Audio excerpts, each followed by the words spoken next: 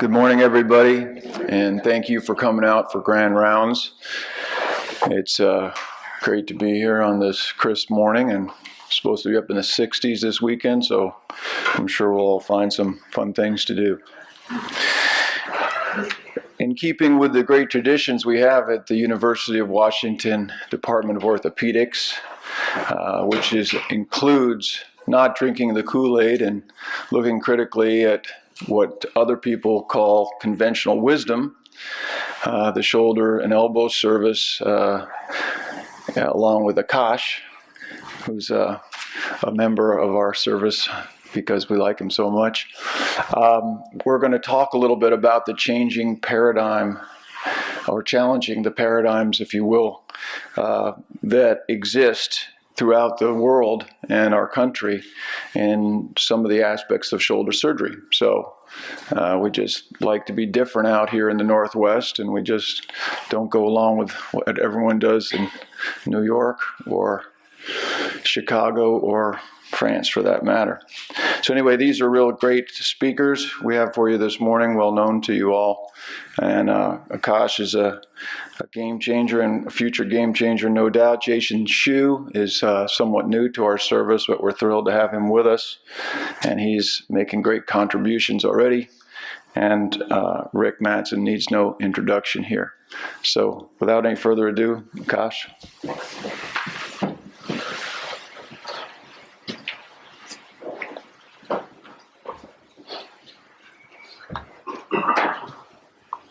Good morning, and thank you, Dr. Warm, and thank you all for being here this morning. My name is Akash Gupta. I'm a fourth-year resident here at the University of Washington. So when my co-presenters and I came together to give this presentation, we want to do something a little bit different than just review a current concepts in shoulder surgery. One of the discussions that we had with Dr. Matsen was really the role of an orthopedic academic department. I think that most of us would agree that first and foremost, our goal should be to provide excellent patient care. But part of our responsibility to our patients is to question why we're doing what we're doing and to challenge what we were taught. As others look to our institution to be leaders in thought, it's our obligation to stimulate progress in the field by challenging the existing paradigms within the field, and that kind of led us to this topic here today.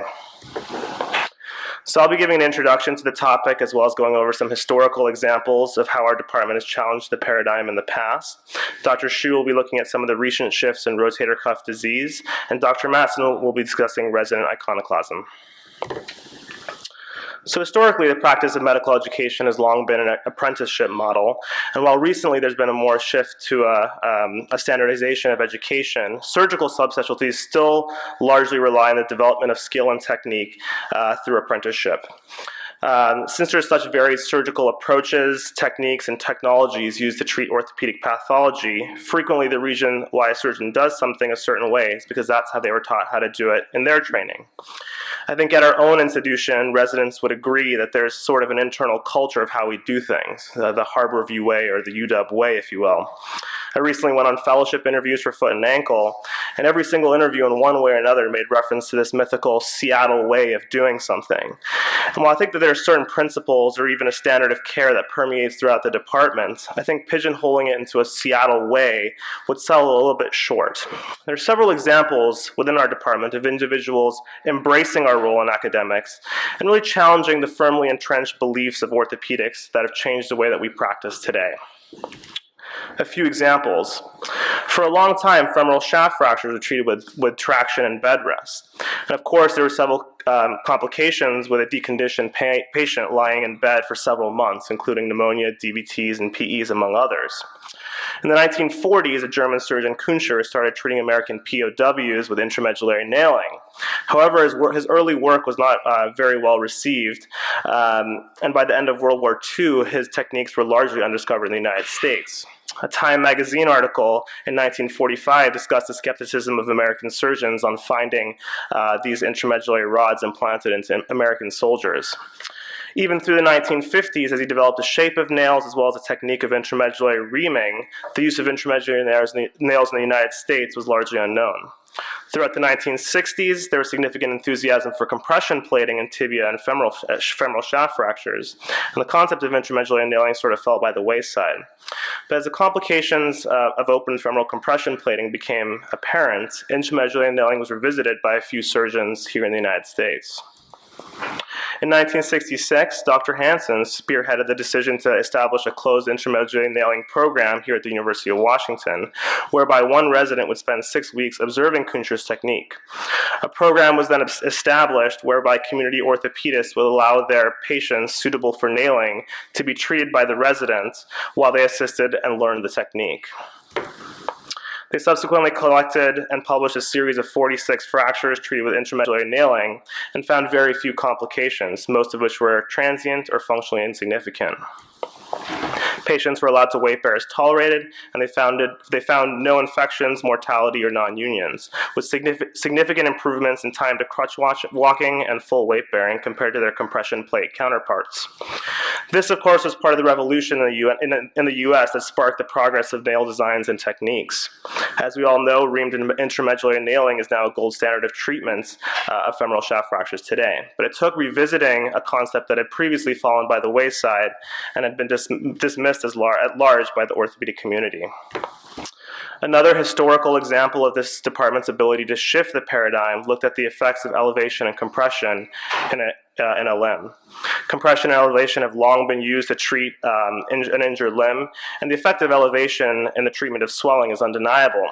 However, in a series of studies, Dr. Matsen and his colleagues decided to challenge this and see whether elevation could actually be harmful in a compressed limb.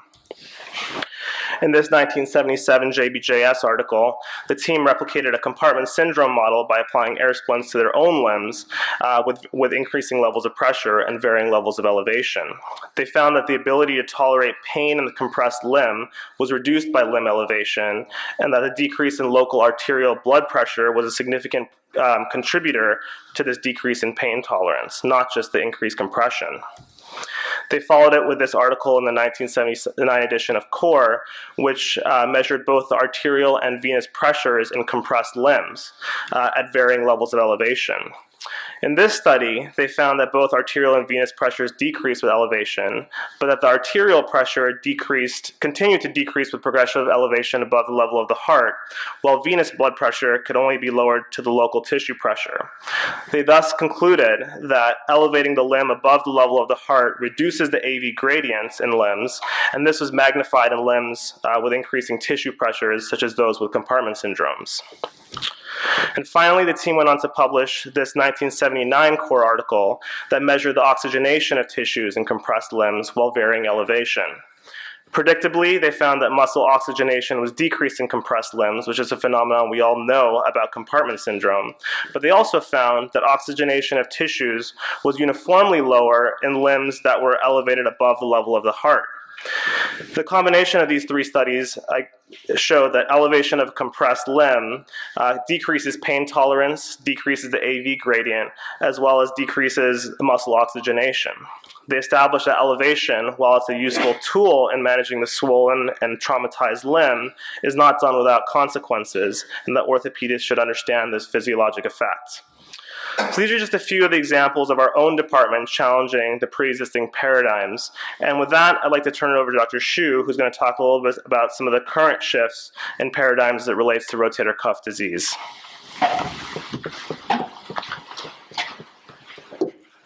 Thanks, Akash. For those that haven't met me, I'm Jason Chu. I'm one of the new additions to the shoulder and elbow service here. So I'm going to be talking about recent paradigm shifts in our understanding of the rotator cuff disease and focus on the last 10 years of what we've learned about the rotator cuff. I have no disclosures. So the rotator cuff is widely debated. It's a very controversial area in orthopedics. And despite thousands of articles that have been published in the last couple of decades, we still don't really have a consensus on many of the issues regarding the pathogenesis and the management of rotator cuff disease. Like many of the things in orthopedics, our decision-making has been based on expert opinion and level 5 evidence. For example, over 40 years ago, Neer proposed this theory of impingement syndrome, where the anterior third of the acromion strikes against the rotator cuff, causing disease, and suggested removing the part of the acromion that caused impingement. And for decades, a lot of surgeons were using this diagnosis of impingement to perform acromioplasties. In the 90s and 2000s, the rate of acromioplasty had doubled or even quadrupled in many of the database studies. Dr. Matsen and the group here published a recent paper that demonstrated that many of the assumptions about impingement syndrome have not been supported by any literature in the past few decades, and that impingement syndrome is really a non-specific diagnosis, that with our current advanced imaging techniques, we can better characterize it by specific diagnoses such as bursitis, cuff tendinopathy, partial tears, full thickness tears. And this is just one of many questions regarding the pathogenesis and management of rotator cuff tears that we have. Here are some others. Do tears initiate in the anterior supraspinatus? For a long time, we've understood that rim-rent tears at the anterior supraspinatus are where cuff tears start. Does location matter? How often do tears propagate? When does the muscle start to atrophy? And most importantly to the surgeons in the room is, when should we repair these tears? So management of the rotator cuff tears are one of the most controversial topics in orthopedics. We have a lot of different treatment options, very little consensus among surgeons on what we should be doing. There's a lack of agreement on when we should be maximizing conservative care and when we should be considering early surgical intervention. So by studying the natural history of rotator cuff disease and understanding and characterizing the risk factors for tear progression and irreversible changes, we can better understand these implications for operative intervention. So one of the big problems with studying the natural history of rotator cuff disease is that when patients present to our clinic, they're usually symptomatic, and so we're obligated to treat them, whether it's with physical therapy, with injections, or with surgery. Patients with asymptomatic tears, so that's when patients come with symptomatic tears, their natural history is interrupted by treatment. On the other hand, patients with asymptomatic tears have little pain, they have good function, and so no clinical intervention is necessary. So if we can identify these patients with asymptomatic tears, we can follow them over time without disrupting the natural history of the disease. And we can study tear prevalence, we can study development of pain, and we can study tear progression. One issue that arises is, how do we identify these patients with asymptomatic tear, since patients without symptoms are not going to show up to our clinic? One solution is to image both shoulders in a patient that presents with only one painful shoulder. By imaging the asymptomatic contralateral shoulder, we can identify these tears. As you can imagine, imaging an asymptomatic shoulder, particularly with MRI, can be expensive and timely, but fortunately we can use ultrasound of the shoulder as an accurate, quick, and inexpensive way to image an asymptomatic shoulder. So the group at Washington University has used this particularly in the research setting, and they've used bilateral shoulder ultrasounds to study the natural history of rotator cuff disease. They performed bilateral ultrasounds in almost 600 patients with unilateral shoulder pain, and in these patients that had full thickness tears, what they found was that the majority either had a partial tear or a full thickness tear on the other side. This study also showed that there's a strong correlation between the presence of a rotator cuff tear and increasing age. There's a 50% chance of having a bilateral cuff tear after the age of 66.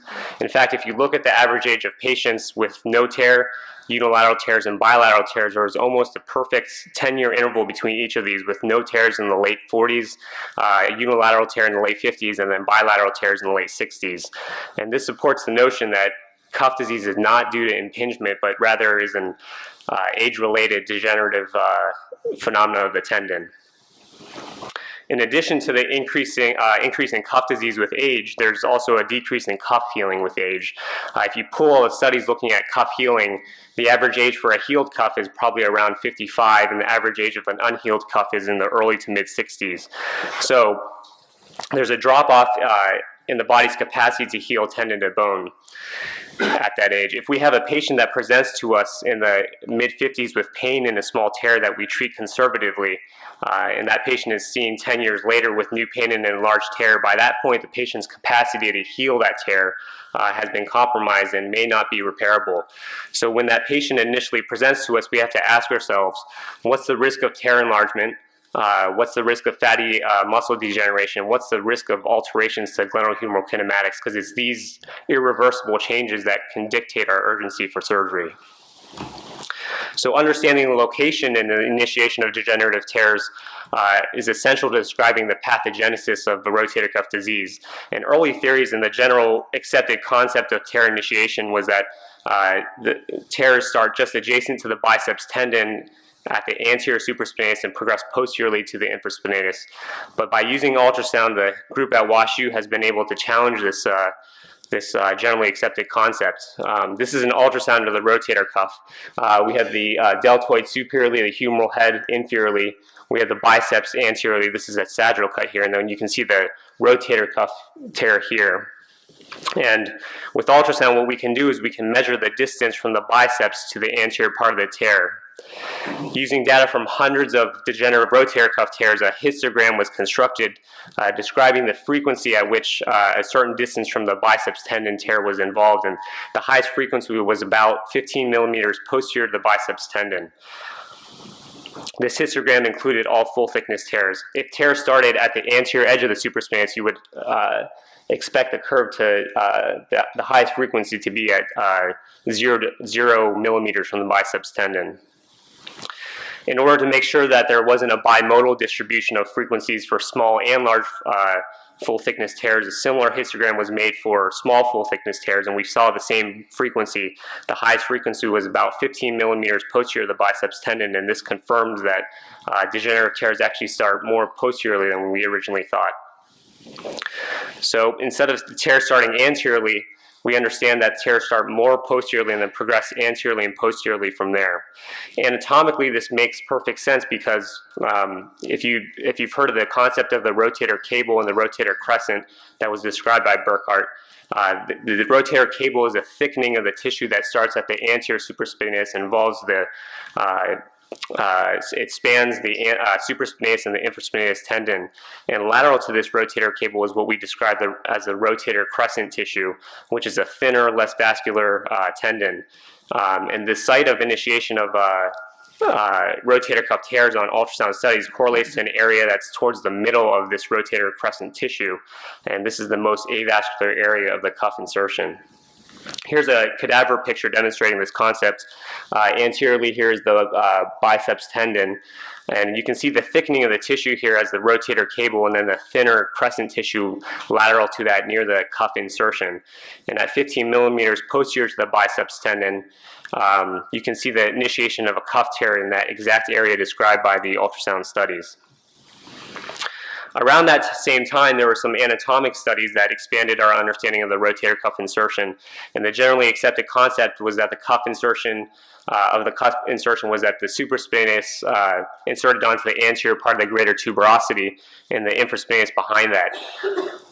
We were taught in medical school by our Gray's Anatomy and Netters that the supraspinatus, the infraspinatus, and the teres ran in parallel, and their fibers ran in parallel onto the greater tuberosity.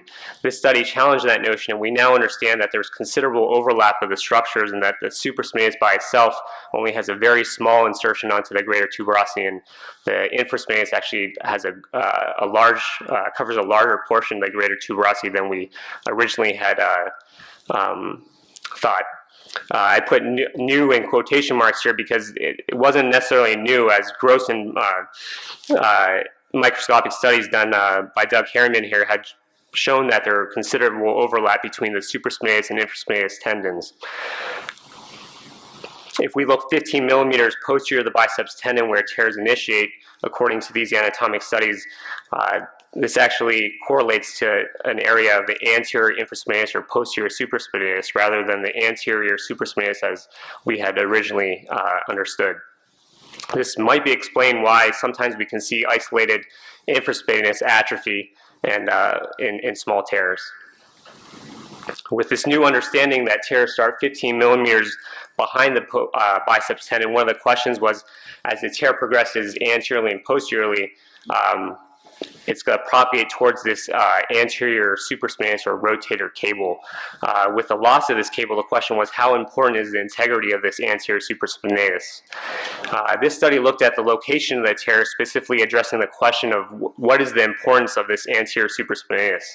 If we look at the tears that occur more than 10 millimeters posterior to the biceps tendon, a large majority of the tears have no supraspinatus degeneration, which is shown here in blue.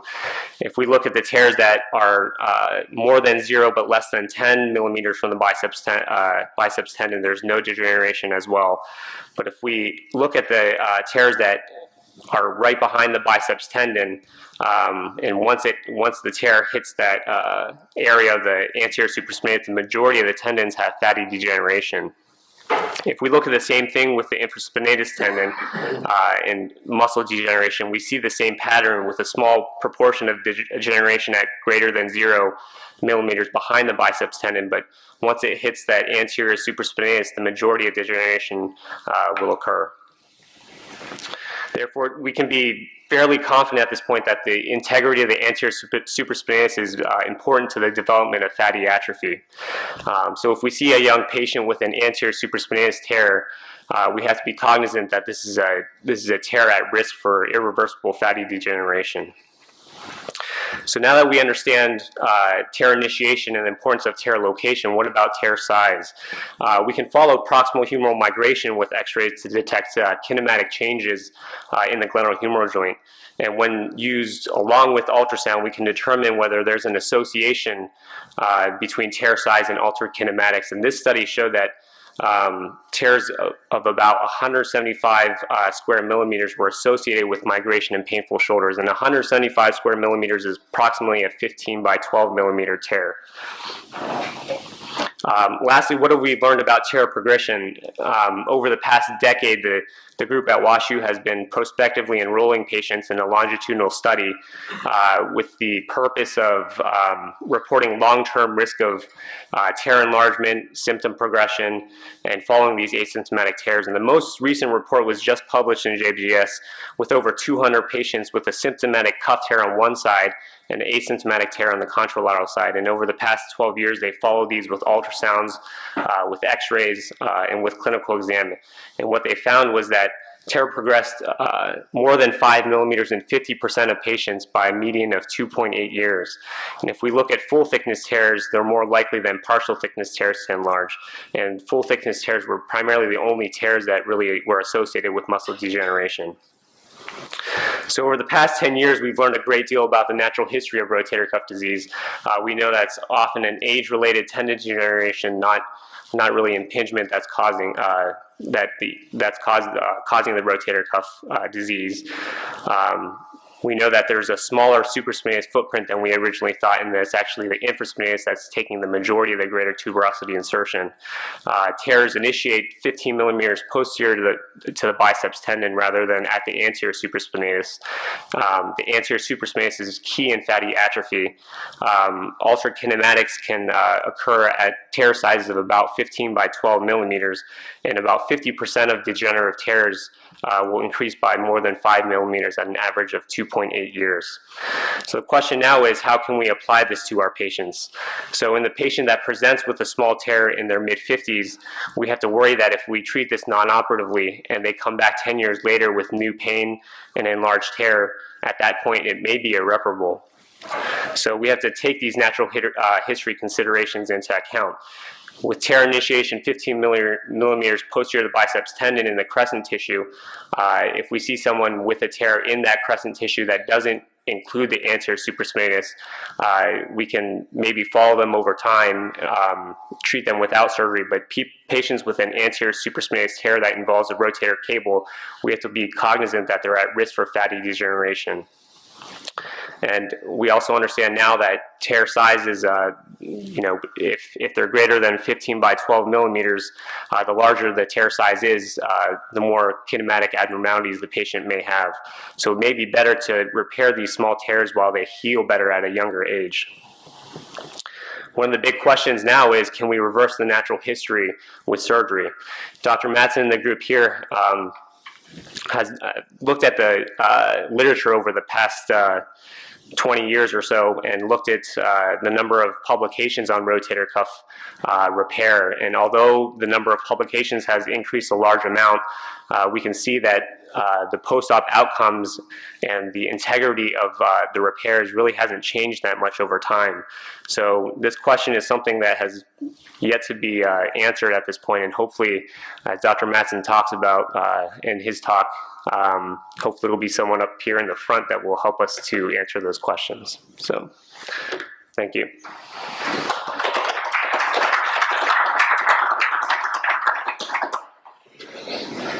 You can see why it's exciting working with these people. So we're going to continue the theme of challenging the existing paradigm, and I'll submit to you that that's what we do here in Washington. You know, we try to change the way transportation is done. We try to change the way music is done.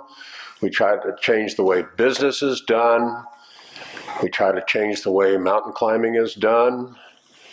We try to change the way people with renal failure are managed, the way people with bone marrow failure and myeloproliferative diseases are treated, the way people that are hurt are managed, the idea that you may be able to come up with some orthopedic trauma implants that are actually affordable, and that you can have quarterbacks with style even though they are shorter than average.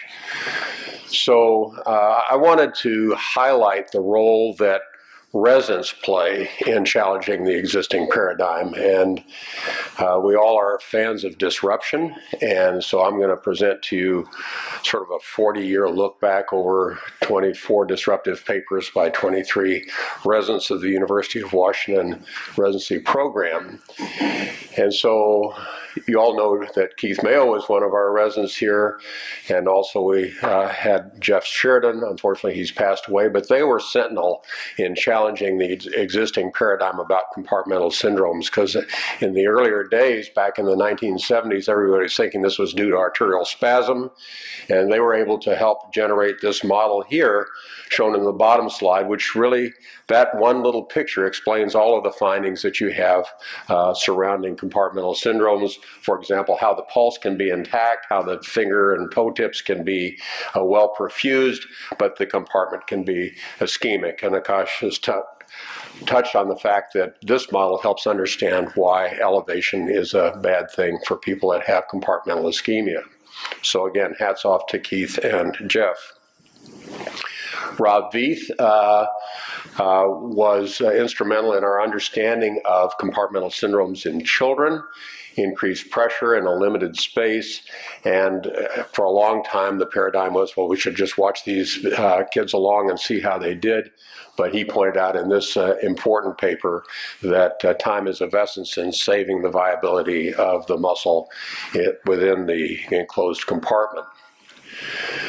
Joe Zuckerman, one of the first papers that was written here about shoulder stuff, pointed out that hardware can create problems around the shoulder.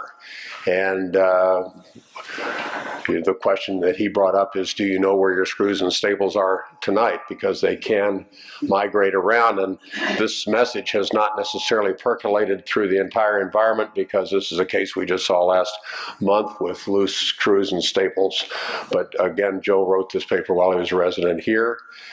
Bill Barrett, many of you know him from his practice down in Renton, really was one of the sentinel people that introduced the concept of patient-derived outcomes. And even though now it's on everybody's lips, the idea that you do patient-reported outcomes, this is one of the first papers that he did, along with a slightly younger-looking Sarah and a slightly younger-looking Rick Matsen, and our patient Ron Baugus, who had a wonderful outcome in terms of his own self-assessment, going back to elk hunting after his shoulder replacements. But it was the idea that more than range of motion, more than strength, more than any of these fancy scores, it's how the patient really felt that their shoulder was doing that gave us the key to understanding how to best treat them. John Franklin, good friend of Dr. Hansen's, Bill Barrett sort of helped us understand that the problem of glenoid component failure, and introduced this now quite well publicized idea of rocking horse loosening. So you can see that when the humeral head is no longer centered in the shoulder, the edge of the glenoid is pushed on, causing it to rock loose. In the past, all the models of glenoid loosening had to do with what its pull-off strength was, and John and Bill were able to show that it was actually this rocking horse mechanism that was the most important way that shoulder glenoid components got loose.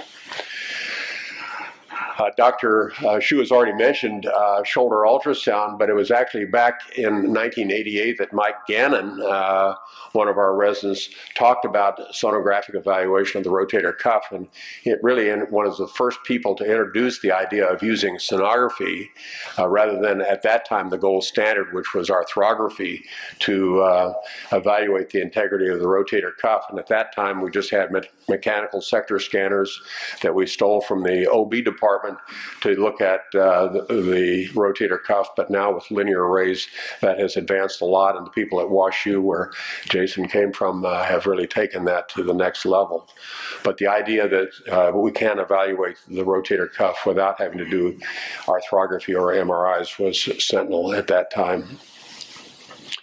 Steve Thomas, one of our residents, published this paper on anatomic reconstruction of shoulders that were unstable. And up to that time, a lot of people were doing things like tightening the front of the shoulder using putty plats or Magnuson stack procedures. But he was able to show that with a good anatomic repair, just sewing back the ligaments where they were torn off the front of the glenoid, was in most cases sufficient to restore stability to the shoulder. And people still talk about the Thomas technique, which is involving drill holes in the anterior glenoid and passing those sutures through the trailing medial edge of the capsule and restoring the fossa deepening effect of the glenoid labrum. Randy Viola and Craig Boatwright were able to challenged the idea that it didn't matter whether someone was hurt on the job or not, and able to show that people that were hurt on the job had much poorer self-assessment compared to people that were not, giving us an idea that being hurt on the job is a comorbidity, and not just with shoulders, but with all of orthopedics. Ren McAllister, again, demonstrated that you could, in fact, get great results with rotator cuff repair without doing an acromioplasty, and that was a brand new thought because everybody felt that acromioplasty was a mandatory part of rotator cuff repair. And we've learned subsequently that if the coracoacromial arch is preserved, that can help preserve function even if the rotator cuff fails, because it provides a ceiling for stability of the glenohumeral joint, and many patients can continue to function well as long as this stabilizing mechanism is not sacrificed. Joe Lynch and Jeremiah Clinton and Dr. Gilmer were sentinel, and Dr. Montgomery also, in showing that actually you could get a great result from a shoulder arthroplasty without having to put a piece of plastic in the joint, and that patients given the opportunity can regenerate, as the red arrow shows, a normal fibrocartilaginous covering for their glenoid and create, in effect, their own glenoid arthroplasty once the surgeon reams the glenoid to a nice spherical concavity. This is one of Dr. Warm's patients 6 weeks after this procedure. And how much is he bench pressing now? Over 300 pounds. Over 300 pounds. This is without a glenoid. You can imagine what would happen to a piece of plastic if he was trying to do that with a total shoulder. So again, credit to these residents who were able to push this concept forward. Mike Lee, the resident, as opposed to Mike Lee, the attending, was able to demonstrate that dropping a reamer down the inside of the humeral canal can actually ream the bone eccentrically because of the oval shape of the medullary canal. And we often miss this because we look at the shoulder from an AP standpoint usually and misjudge how wide the canal is. And when we take an axillary view, we can see that it's actually narrower than it appears, and inadvertently we can weaken the humeral canal by reaming the bone eccentrically and give rise to the potential for fractures. Scott Hacker was able to demonstrate the effectiveness of impaction grafting, which has now become our standard method for fixing humeral components in the medullary canal, avoiding the problem that Mike Lee had shown previously of narrowing the cortex by reaming. Instead, Scott helped us understand the concept of impaction grafting, where we do minimal reaming and then use bone harvested from the resected humeral head to achieve fixation by press fit without the problems associated with, bless you, without trying to achieve a tight fit by broaching, or without using bone ingrowth prostheses, or without using cement. So you can see that you can get a nice fit of the prosthesis inside the medullary canal without using any of those other techniques, making the risk of fracture minuscule after the restoration of the humeral anatomy. Dr. Howe provided us with a sentinel paper showing that even though we think that we've got a lot of sutures in there, that's going to distribute the load in a rotator cuff repair, that each of these sutures is loaded differently in different positions of the arm, and so that it's important to recognize that when we put a lot of sutures in there, we are distributing the load. But for example, in external rotation, it's the anterior suture that gets the majority of the load, in fact 70% of the load. So it cautions us that we need to be careful with our rehab early on until biological healing has taken place, rather than depending on the sutures to support the load. Pete Scheffel and Dr. Wyatter were able to assail this very important concept. We even had a guest lecturer here not too long ago who said, we don't know what the etiology of chondrolysis is. It's probably a surgeon problem. It's probably multifactorial. The etiology is speculative. There was an article in JBJS and one in the Journal of the AAOS that said we don't know what the etiology of chondrolysis is. And these gentlemen were able to show that it was in fact the pain pump that infused local anesthetics that was responsible for the huge majority of these cases of chondrolysis, which is a devastating complication occurring most often in young ladies who had instability repairs associated with suture anchors. So again, they showed that the etiology was not speculative, but could actually be put on this. And there was a major lawsuit having to do with this, and it got Dr. Wyatter a little bit scared when he was being subpoenaed to testify here, but showing a little bit of the challenge of challenging the existing paradigm. Sometimes it's risky to get out there, but now it's pretty well established. Soren Olsen was able to show that we need to be careful when we're reaming. The traumatologist knew this a long time ago, that you got to make sure that you have sharp reamers and that you keep things cool.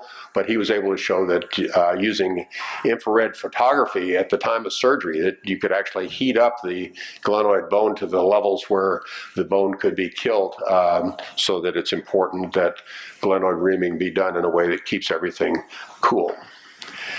Dr. Gupta, who you met, was able to show that the current trend of getting CT scans on everybody having a shoulder arthroplasty is unnecessary, and that exposes a patient needlessly to expense and to radiation.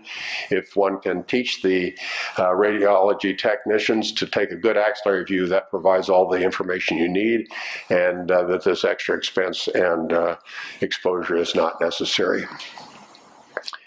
And finally, Clifford and Akash were able to show that half the cases of aseptic loosening of the shoulder, for example, the loose glenoid component shown here, are not in fact aseptic. And if you take appropriate pains to culture the tissue from inside the shoulder, you'll find that upwards of 50% of these are culture positive for Propionibacter. So the synthesis of all this is that residents have and will continue to play a critical role in challenging the existing paradigm here at the University of Washington. So we can sort of throw this challenge out at these folks here including you, Adam, there, that take on something that you're not sure is right. Dr. Zerhouni said when he gave his presidential address that half of everything you're taught is wrong. The challenge is to figure out which half it is. And so with that, I will leave you, and thank you for the opportunity for saluting our residents that have done so much to help us challenge the existing paradigm. Thank you.